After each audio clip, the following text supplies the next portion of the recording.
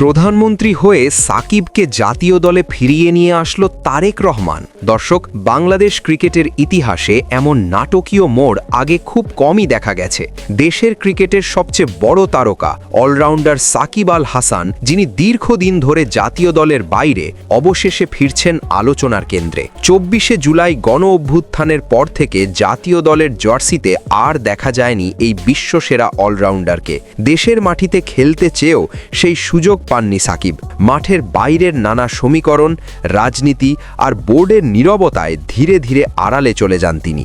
কিন্তু সময় কি সবকিছু বদলে দেয় না?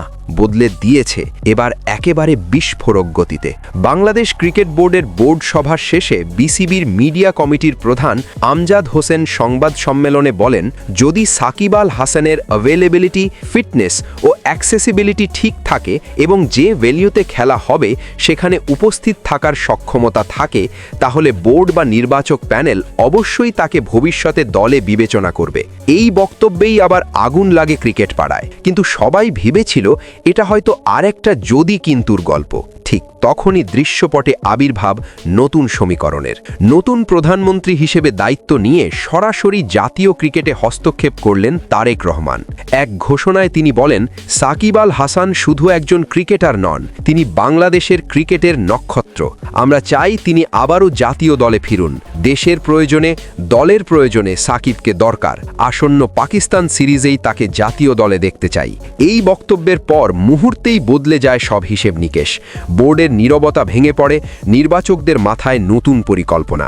সবকিছু ঠিকঠাক থাকলে আসন্ন পাকিস্তান সিরিজেই আবার বাংলাদেশের জার্সিতে মাঠে নামতে পারেন সাকিব আল হাসান। দীর্ঘ বিরতির পর এই প্রত্যাবর্তন শুধু একটি কামব্যাক নয়, এটা হতে পারে বাংলাদেশের ক্রিকেটে এক নতুন অধ্যায়ের সূচনা। ফিটনেস, ভেন্যু ও নিরাপত্তা সব দিক থেকেই ইতিবাচক ইঙ্গিত মিলছে বলে জানা যাচ্ছে বোর্ড সূত্রে। ক্রিকেট বিশ্লেষকদের মতে, অভিজ্ঞ সাকিব দলে ফিরলে তরুণদের আত্মবিশ্বাস বাড়বে কয়েক গুণ। ঘোষণার পর থেকেই সামাজিক যোগাযোগ মাধ্যমে ঝড়। কেউ বলছে রাজনীতি বাদ দিয়ে ক্রিকেটে সাকিব চাই, পাকিস্তান সিরিজে সাকিব মানেই অন্য বাংলাদেশ। দর্শক, সাকিব আল হাসানের প্রত্যাবর্তন যদি সত্যিই হয়, তাহলে সেটা শুধু ক্রিকেটীয় সিদ্ধান্ত নয়, এটা আবেগ, ইতিহাস আর প্রত্যাশার একসাথে ফিরে আসা। এবার প্রশ্ন একটাই, পাকিস্তান সিরিজে কি আবার সেই পুরনো আগুন ঝরাবেন সাকিব আল হাসান, নাকি অপেক্ষা বাড়বে আরও? আপনার মতামত কমেন্টে জানান।